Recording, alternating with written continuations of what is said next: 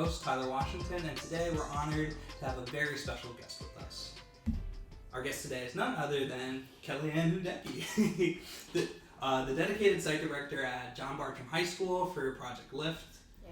Kellie brings with her a wealth of experience, having been with the project with the program for about 4 years, a little over 4 years, and serving Bartram for the past 9 months as program director. Yes, correct. Awesome. Yes.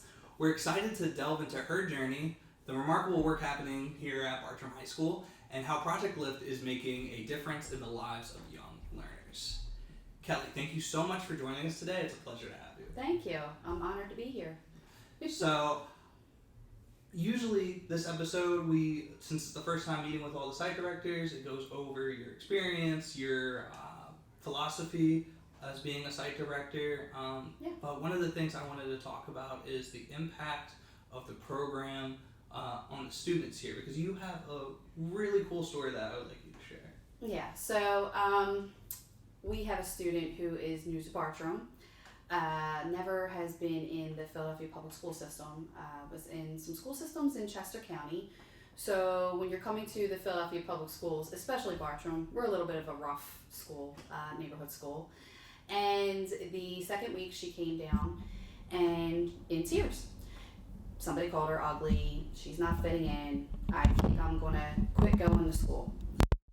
So I decided who better than to call my two lovely little Project LYFT students from last year, Oliver and Precious. They came down and they really talked to Belfie, and Belfie is the new student, obviously.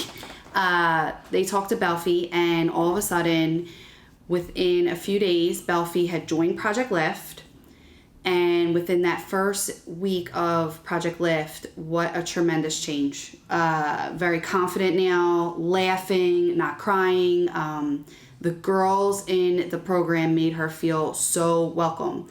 And because we have Project LYFT, and they were part of Project LYFT last year, that really made the difference for that student. Now she has a group through Project LYFT, and she comes after school, and she just enjoys doing the program. And that's a success story in my book, that our Project LYFT program at Bartram made a difference in Belfie's life. And I'm so proud of my kids in that program. Yeah, because one incredible story. We were on our way to training when I got this email, and it just lifted all of our spirits for sure. Yeah. It's exactly what you want as part of not just an OST program, but a school in general. Absolutely. And I think what's unique about your position is, for a lot of our workers in the school space, they're not there the whole day. Right. They're largely there for the after school program, starting at 3, ending in 5:30, 6 o'clock. Yeah. Right. Yeah. But you work at Bartram outside of Project LYFT as well, right? Yes. 24 years, secretary at Bartram, and I'm actually an alumni. So I love the fact that I get to give back to my school during the day, and also be a director for the after-school program. So, I'm so happy that I'm able to do that. Yeah. And do you feel like that gives you a very unique tie with the students? Does that help you with the program that runs here? Absolutely. I make connections early to the students, earlier than most of the program directors, because I'm here, from 7:30 all the way until 6 o'clock. As you said before, program directors, they start their day in the afternoon, so they can't really connect with the students early in the morning. I also have a leg up because I enroll a lot of the students. So I get to see them, and I get to meet them earlier than the other program directors, and I get to meet their families. So I make that earlier connection than most of the program directors. And once I connect with the kids, then, I try to bring them into our program. So I've been successful in doing that, I think, bringing, the kids into our program. So I believe, I have kind of an advantage. That's amazing. I think, having a person that students feel comfortable being able to go to, especially at any time of the day, that's really what... Mm-hmm. My experience with OST programs was like growing up as a kid. My experience now serving as an OST employee, But it's just always so important that, you know, these students feel safe. Absolutely. That is our 100%, you know, that's our goal for our program at Project LYFT, is we really do the SEL, the social emotional learning, and creating a safe space for the students. They know it's a safe space. And if we're not in program during the time, Miss Kellie's office is the safe space. So the kids know where to come if they need a safe space. So that is something that we really center our program around. That's awesome. You know, everything's about balance too. So with a lot of the positive, there's obviously challenges that are faced as well. Yes. What challenges, if any, have you encountered implementing OST programs, and how do you address those problems? I think the biggest problem is for us is actually recruitment. Like, you know, we have to set a goal. Well, we have a goal that we're given, and we have to recruit as many kids as we can. Unfortunately, the neighborhood that we live in, a lot of the parents don't want their kids staying after school. They want them right from school, right home. We also have another issue where a lot of our kids pick up their siblings. But, you know, we try to encourage the parents to let their students stay after school, even if it's for half an hour or an hour for homework help. But I would say recruitment, obviously, is a big challenge in our site. But I think this year we've been doing better. Our numbers are growing. They're growing every day. And we're just, you know, utilizing the tools that we have to get the word out about Project LYFT, you know, to our community, to our students, the parents. So hopefully we will meet our numbers and we will gather more students along the way.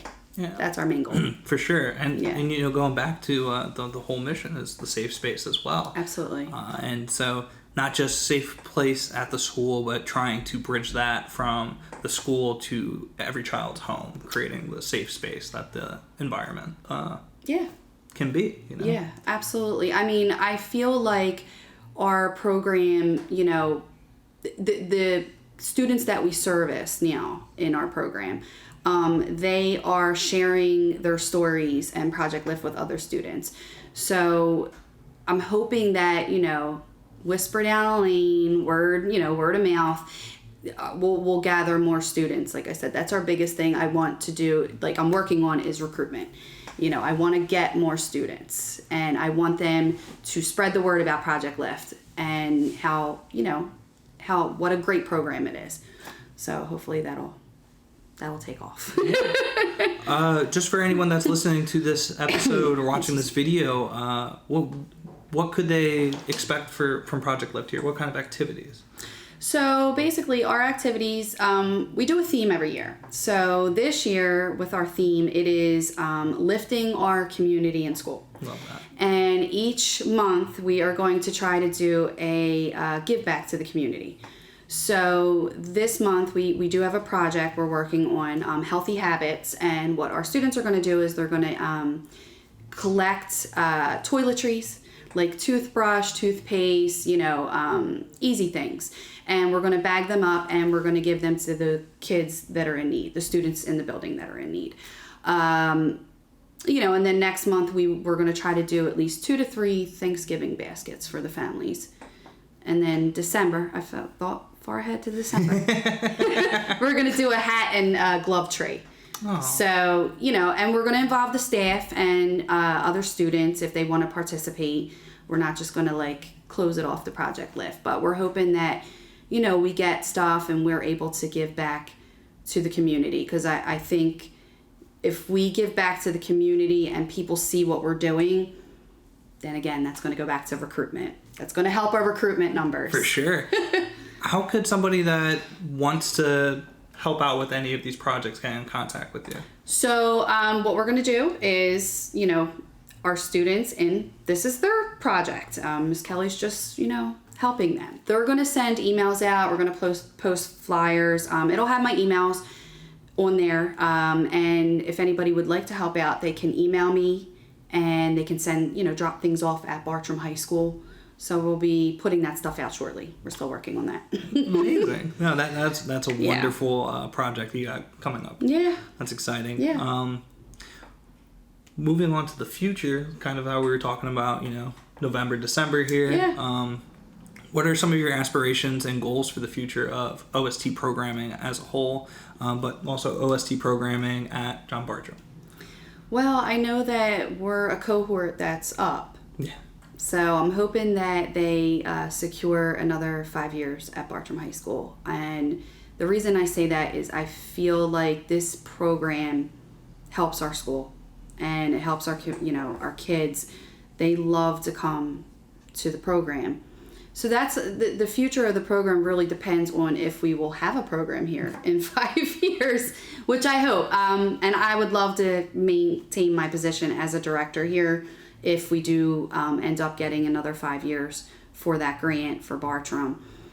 I guess, the main goal is, again, recruit more students, give back to our community, and just keep the students engaged, involved in something, like they're not leaving school and they're hanging out in the park and they're getting in trouble or they're doing things that they're not supposed to be doing. We see all the time in Philadelphia, you got kids down Center City and, going crazy and, doing all of that. We don't want that. Right. Like that's one of our, main things with Project LYFT is to keep our kids involved and being in their school, involved in their school, making themselves proud to go to Bartram High School. Right. Taking pride. And that kind of does happen. We have a core little group, and they have been recruited by other staff members in the building. They're working our PBIS store. They're making things with our Cricut machine. Ooh, cool. Yeah. So, our kids are noticed. Yeah. Project LYFT kids are noticed. And I have to be honest with you, we have a really good group. They're honor roll students. Oh, that's awesome. Honor roll. So yeah. I'm so proud. I'm going to miss them. Some of them are 11th graders. So, next year will be their last year with us. But, I'm proud of them. And so the future is, let's keep the program at Bartram for 5 years, and we will keep on doing great things, keeping these kids involved. I love that. Yeah. Talking about the school spirit element and, again, your unique position here. Yeah. One of the cool things I love about walking into the school is seeing all the faces on the wall. Yeah. Can you briefly describe which wall I'm talking about and your connection with that? So we have a wall of fame here at Bartram, and the wall of fame is for outstanding alumnus who have done wonderful things for Bartram High School. I actually was awarded the Outstanding Alumnus Award a couple years ago. My picture hasn't been hung yet. The last 2 years, our pictures haven't been hung. They're in the process. We keep bugging our building engineer about it. But I was honored to be put on that wall. And it's for alumnus that give back to the community, give back to their school. And so I can't wait for my picture to officially go up there. But, the kids know I have the award because some of the kids will come in. They'll be like, Miss Kellie, when's your plaque going up? And it should go right here. And, give me the nails and the hammer and I'll put it up myself. That's awesome. Yeah. So, that was a big honor. That was a big honor. And I'm proud to, like I said before, I graduated from Bartram. I grew up in Southwest Philadelphia, and I am proud to be able to work here and give back. Yeah, the students are definitely fortunate and lucky to have you. Thank you. I think having somebody like you is a really good inspiration, somebody to look up to as a role model. Yeah. To hopefully go on and do things that put them up on that wall as well. Absolutely. And the kids, they're very funny because I really do keep it real with them, and I tell them, listen, I didn't go to college and I got pregnant in high school. I had my daughter after I graduated. I was pregnant as a senior, and yes, I'm a secretary, but I have a good job and I'm comfortable where I am, and you can do this too. And I know a lot of people are for college, but when I talk to the students, listen, if some kids, if you don't want to go to college, don't waste the money. Right. I have a 24-year-old who's in debt because of college. So my 17-year-old, I'm like, hey, if you don't want to go to college, you want to work, or you go trade school. I'm more of a trade school person. So I do see the potential, and that is one thing we do talk about at Project LYFT. What are your goals? We do vision boards, and the kids are very funny with their goals. Some of them are very yes, I'm going to be a doctor. that's great. And I could see them being a doctor, that particular student. But then there's some kids that are like, yeah, I'm just going to get a job. I'm going to work at the grocery store. And I'm like, okay, well, as long as you're doing things, going in the right direction and you're not ending up behind bars, right. I'm happy. Yeah. No, I think that's great because our program isn't just college readiness, it's college and career readiness. College and career readiness. I think we forget that last part. Career readiness. Yeah. Absolutely. And I think the generation that is growing up now, I think there more career readiness is needed in the schools, more trade schools, because some of the kids are just not college bound. And I don't want to, I tell the students in Project LYFT, like, I don't want to give you that false hope. Like, if you're really not sure about college and you want to try it out, community college. Right. Right off the bat, community college. Go to community, see if you like it, and if you don't, you're not in debt. So, financial literacy we do too. There we go. We're trying to, one of the goals also this year is to make sure that they all have bank accounts and they all have a little bit of a savings. Oh, that's awesome. So I think what we're going to do is we're going to start with a piggy bank jar. And each week they're going to have to put some money in there. So by the end of the program, they'll have a little, if it's $50 or, $100 at the end of the program, they're going to have a little savings jar. That's so cool. So, yeah, I did it with a senior last year. Actually, she used to come in, and she was part of Project LYFT, and she used to come and put money in the envelopes, and by the end of the year, she walked away with like $300. Oh. Yeah. She would dump in pennies and nickels and quarters, but I was her bank, and then we got her to do a savings, and, she was part of the Work Ready program too, so. Cool. That's my goals. We do a sprinkle of a little bit of everything at Bartram Project LYFT. Yeah. Savings and, they love to paint. They love to paint, and we have some good painters. We have good artists. We really do. I'm so proud of them. We could actually probably sell some of their paintings. That's the next step. Yeah. But we do. We have a really good group, and I'm proud to be the director, and I'm so happy that we had the Project LYFT program here because it really does work. It really works here, and it's needed here, and I'm glad that we have it. Yeah, that's amazing. Yeah. Is there anything else you'd like to share about your approach to OST programming or the impact it has on students? Like I said before, it's a program that really. When I was a program leader, in my first year, I didn't really notice like how much of an impact it made on the kids. It really, when I became a director, is when I noticed the impact, as crazy as that sounds. And, I guess it's because I'm on like a different end, although, I'm seeing the data on one end, and being a program leader, you don't really see the data. But I guess I do. I see the impact. Just the story that I told earlier, like that was a huge I was so proud. I was so proud of our program, and that's why I shared it with you guys, because that is like something that is amazing. Like that child could have dropped out of school or left school or God forbid did something drastic these days, and two of our girls took her under their wing, and she's flourishing. So that in itself is a major impact that Project LYFT has had on the students. Not only for the one that was taken under the wing, but the two that actually took her under the wing. Like, so, to me, it's like that moment right there, I was like, we're doing something right here. We're doing something right. So I'm so, happy with that. Yeah, you're definitely doing something right. That's for sure. Doing something right, yeah. Kelly, I would like to thank you so much for joining us. Thank you. On this episode of my first podcast. Hey! I'll get better and more, next podcast. We'll definitely be seeing you again. But thank you for joining us for this episode of Empowering Youth for Tomorrow. Our third episode will be featuring Zanae over at Paul Robeson. All right, Robeson, which, fun fact, Robeson actually used to be part of Bartram High School. That's right. It used to be Bartram Human Services. Yeah. I believe it still has the Human Services in its name as well. Still Paul Robeson School for Human Services. And the secretary over there has been there as long as, probably a little bit longer than I have. Me and Val worked together, Oh, that's amazing. She's the original secretary over there. Well, until next time. Until next time. Peace. Peace.